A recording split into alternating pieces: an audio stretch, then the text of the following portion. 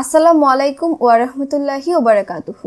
প্রিয় দর্শক, আশা করছি সবাই ভালো আছেন, সুস্থ আছেন। যারা এখনো আমাদের চ্যানেলটি সাবস্ক্রাইব করেননি তাদের কাছে বিনীত অনুরোধ জানাচ্ছি চ্যানেলটি সাবস্ক্রাইব করে দেওয়ার। সবাইকে স্বাগতম জানিয়ে শুরু করছি আজকের সংবাদ প্রতিবেদন। ছোট ভাই সেও হাফেজ, খুব ভালো হাফেজ। মাদানীনগর মাদ্রাসা থেকে হেফজ পড়েছে।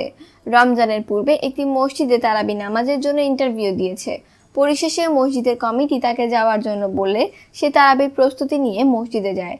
দুঃখের বিষয় হলো তারাবির প্রথম দিনে মসজিদে মুসল্লি বেশি হওয়াতে আওয়ামী লীগের কিছু গুন্ডা পান্ডা এসে মুসল্লিদের সাথে তর্কাতর্কি শুরু করে এবং এক পর্যায়ে উভয়ের মাঝে হাতাহাতিও হয়।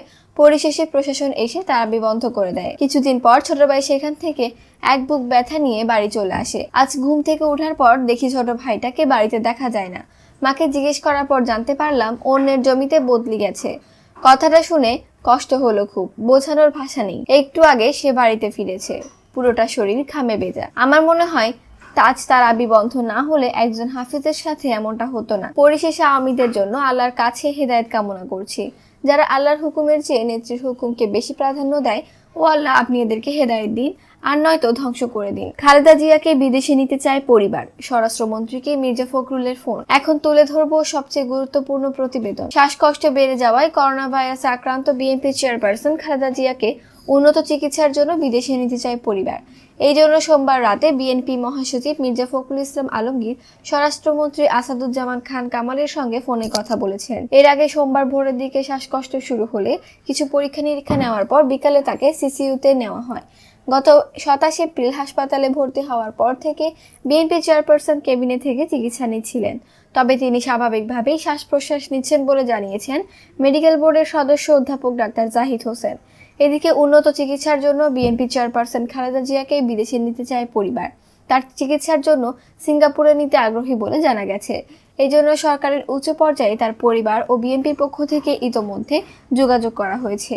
বিএনপি সূত্রে জানা গেছে সোমবার রাতে খালেদা জিয়ার ভাই শামীম ইস্কান্দার ও বিএনপির মহাসচিব মির্জা ফখরুল ইসলাম আলমগীর স্বরাষ্ট্রমন্ত্রী আসাদুজ্জামান খান কামালের সঙ্গে টেলিফোনে খালেদা জিয়ার উন্নত চিকিৎসার জন্য বিদেশে নেওয়ার বিষয়ে আলাপ করেন। তারা খালেদা জিয়ার শারীরিক অবস্থা সম্পর্কেও স্বরাষ্ট্রমন্ত্রীকে অবহিত করেন। জানা গেছে স্বরাষ্ট্রমন্ত্রী বিষয়টি আদালতের এখতিয়ার বলে বিএনপি মহাসচিবকে জানিয়েছেন। তিনি বলেছেন এই বিষয়ে সরকারের অন্যান্যদের সঙ্গে আলাপ করে পরবর্তীতে জানানো হবে। এই ব্যাপারে রাতে স্বরাষ্ট্রমন্ত্রী আসাদুজ্জামান খান কামালকে টেলিফোন করা হলে তিনি তা ধরেননি। তবে স্বরাষ্ট্র মন্ত্রণালয়ের সিনিয়র তথ্য অফিসার শরীফ মাহমুদ বলেন, বিএনপি মহাসচিব মির্জা ফখরুল ইসলাম আলমগীর মাননীয় মন্ত্রীকে ফোন দিয়েছিলেন।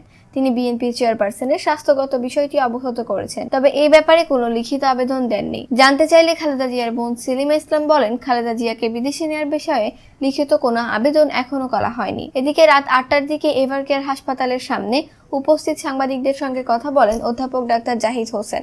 খালেদা জিয়ার শারীরিক অবস্থা গুরুতর কিনা, তিনি স্বাভাবিক শ্বাস প্রশ্বাস নিতে পারছেন, সাংবাদিকদের এমন প্রশ্নের জবাবে ডাক্তার জাহিদ বলেন, করোনা কেয়ার ইউনিটে যখন যে রোগী থাকেন তারা স্বাভাবিক শ্বাস প্রশ্বাস নেন। আমি ওনার সঙ্গে কথা বলে এসেছি, ম্যাডাম স্বাভাবিকভাবেই শ্বাস প্রশ্বাস নিচ্ছেন। তিনি আরো বলেন, সোমবার ভোরে খালেদা জিয়া শ্বাসকষ্ট অনুভব করেন। এরপর পরই বিভিন্ন পরীক্ষা নিরীক্ষা করানো হয়। পরে মেডিকেল বোর্ডের চিকিৎসকের সংক্ষিপ্ত সিদ্ধান্তে ম্যাডামকে সিইউসিউতে নেওয়া হয়। তার রোগ মুক্তির জন্য খালেদা জিয়া দেশবাসীর কাছে দোয়া চেয়েছেন বলেও জানান ডাক্তার জাহিদ। কি কারণে খালেদা জিয়ার শ্বাসকষ্ট হচ্ছে এমন প্রশ্নের জবাবে তিনি বলেন, মানুষের যে কোনো সময় যে কোনো পরিস্থিতিতে শ্বাসকষ্ট হতে পারে। ম্যাডামের সমস্ত পরীক্ষা নিরীক্ষা চলছে। সংশ্লিষ্ট দেশি বিদেশি যে চিকিৎসকরা আছেন তাদের সিদ্ধান্তে পরীক্ষা নিরীক্ষা চলছে। রিপোর্ট পাওয়ার পর বিস্তারিত জানতে পারবো। তবে খালেদা জিয়ার আবারও করোনা পরীক্ষা করা হয়েছে কিনা সাংবাদিকদের এই প্রশ্ন এড়িয়ে যান ডাক্তার জাহিদ হোসেন। এবার মসজিদ পরিষ্কার করতে ব্যস্ত ইন্ডিয়ান পুলিশ। কয়েক মাস আগে ভারতের মসজিদে মুসল্লিদের যেভাবে হেনস্থা করেছে, শ্রীরাম বলার জন্য কত নিরীহ মুসলিমকে তারা মেরেছে, তা সত্যিই দুঃখজনক। কান্না আর দোয়া ছাড়া আমাদের কিছুই করা ছিল না। তবুও সব ভুলে এই পরিস্থিতিতে তাদের জন্য খারাপ লাগছে। আল্লাহর রসুলের আদর্শ সকল মুসলিমের ধারণ করা উচিত। ফেরেশতা এসে যখন বলবে এটা তোমাদের অমুক পাপের আযাব, তখনও হয়তো কিছু লোক বলবে এইটা তো প্রাকৃতিক দুর্যোগ। যুগে যুগে নবীগণ আযাবের আশঙ্কা ব্যক্ত করলে সমসাময়িক মানুষেরা বলতো, পারলে আযাবের ফেরেশতা আনো, ঠিক আছে নিয়ে আসো তোমার খোদার আযাব ইত্যাদি। এরপর দিন রাতের কোনো এক সময় হঠাৎ আযাব এসে পড়েছে এবং জনগণ বিধ্বস্ত হয়ে গেছে। আজ সামুদ সহ অনেক উদাহরণ। দিল্লিতে চলছে করোনার মহামারী, চিতা সার্বক্ষণিক প্রজ্বলিত। অনেক অমুসলিমরা মুসলমানদের নিকট দোয়া চাইছে। অনেক ভীত সন্ত্রস্ত লোকেরা বাঁচার জন্য দেশ ছেড়ে পালিয়ে যাচ্ছে। কিছু মানুষ পরামর্শ দিচ্ছে এটাকে তোমরা আযাব বলো না, আযাব বললে বিপদগ্রস্ত লোকেরা নাকি কষ্ট পায়। আরে ভাই, কাশ্মীরের লোকেরা 2 বছর যাবৎ আল্লাহর কাছে এদের বিরুদ্ধে অভিসম্পাত করেছে। দিল্লির নাইটের সময় মুসলিম মুসলমানরা ওদের উপর আযাব দিতে আল্লাহর নিকট প্রার্থনা করেছে। আলেমরা ইন্ডিয়ার বিরুদ্ধে কুনুতে নাজেলা পড়েছে। যখন আযাব এসেছে করোনার নামে, তখন অতিমানবিকরা বলছে আরে এটা তো করোনা, আযাব বলো কেন? এভাবে মানুষ আল্লাহর সতর্কতাকে বৈজ্ঞানিক ব্যাখ্যা করে অস্বীকার করছে। একইভাবে বিডিতে আলেমদের উপর ধারাবাহিকভাবে নির্যাতন চলছে প্রায় 1 যুগ। মাস খানেক হলো স্টিম রোলার চলছে। অনেকগুলো নিরপরাধ মাদ্রাসা ছাত্র লাশ হয়েছে। পরিবারের কান্না এখনো শুকায়নি। শীর্ষস্থানীয় আলেমদের কোমরে দড়ি বেঁধে টেনে হিচড়ে নিচ্ছে। কুনুতে নাজেলা পড়ছে অনেকে মাদ্রাসায়। অনেক বুজুর্গের নির্ঘুম রাত পাড়ি দিতে হচ্ছে। ক্ষমতার শক্তিকে ধরাকে সরা জ্ঞান করার লোকদের ভুলে গেলে হবে না যে মাজলুমের দোয়া কবুল হয়। ফল হয়তো সময় নেই। ভূমিকম্প হলো রিক্টার স্কেলে 6+। আল্লাহ না করুন 8-9 হওয়ার পর ঢাকা শহর সহ অনেক নগরী যখন বিরান হবে, তখন হয়তো বলা যাবে এটা প্রাকৃতিক দুর্যোগ। বড় শাস্তি হলো জাতি আযাববোধও হারিয়ে ফেলা। 25 বছরের রেকর্ড মাত্রায় তাপমাত্রাকে চিহ্নিত করা হয়েছে, ওটাও প্রাকৃতিক কারণ। এভাবেই প্রবোধ নিচ্ছে অপরাধী জাতি। আসুন ইমানের ছায়া, জুলুম বাদ দিন, তাওবা করুন, জাতীয়ভাবে তওবা করুন। আল্লাহ ছাড় দেন কিন্তু ছেড়ে দেন না, এই কথা মনে রাখবেন।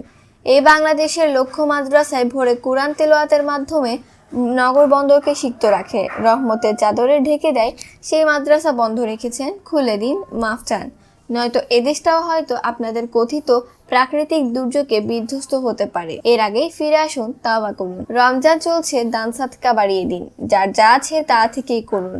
দান বালা মুসিবত দূর করে। করোনায় অক্সিজেনের দাম বোঝা যাচ্ছে। আমরা আল্লাহ থেকে প্রতিনিয়ত ফ্রি অক্সিজেন নিচ্ছি। এর কৃতজ্ঞতা আদায় করি, শুকরিয়া করি। আল্লাহ আমাদের তৌফিক দান করুন। এই ভারতে কিছুদিন আগে পবিত্র কোরআনের 26 আয়াত বাতিলের জন্য হাইকোর্টে রিট করেছিল। মসজিদে নামাজ আদায়কারী মুসল্লিদের প্রহার করেছিল, যার অভিশাপ স্বরূপ এই মৃত্যু মিছিল। তবুও সর্বোপরি তাদের হেদায়েত কামনা করি। ষড়যন্ত্র যদি দিল্লি থেকে রচিত হয়, তাহলে ষড়যন্ত্রের জবাব আরশে আজিম থেকে রচিত হবে। স্বাভাবিক মনুষ্যত্ব বলছে খুশিতে আত্মহারা হতে, কিন্তু রাসূলুল্লাহ সাল্লাল্লাহু আলাইহি ওয়াসাল্লামের আদর্শ বলছে সহানুভূতিশীল হতে। শুধুমাত্র এই একটা কারণেই আজ লাখ লাখ মুসলমান তোমাদের প্রতি সহানুভূতিশীল, তোমাদের জন্য প্রার্থনা করে, চোখের পানি ফেলে। মুহাম্মদ সাল্লাল্লাহু আলাইহি ওয়াসাল্লাম শিখিয়েছেন কিভাবে ভালোবাসতে হয়, তাই হয়তো এখনো তোমাদের জন্য অন্তর থেকে দোয়া বের হয়। কিন্তু জানি এই দুর্ভোগ কেটোটার পর তোমরা আবারও মুসলমানদের মারবে, গরু রক্ষার নামবে। তোমরা আবারও আমার মা বোনদের ধর্ষণ করবে। তোমরা আবারও মসজিদে আগুন দেবে। তোমরা আবারও আমার নবীকে নিয়ে হাসি তামাশা করবে। তোমরা এটা অবশ্যই করবে, এরকমটা তোমরা করবেই করবে। এই তো কিছুদিন আগে ভারত জুড়ে মুসলমানদের উপর যে অমানসিক নির্যাতন চালিয়েছিল, তখন আমরা চোখ বুজে দেখছিলাম, কিছু করার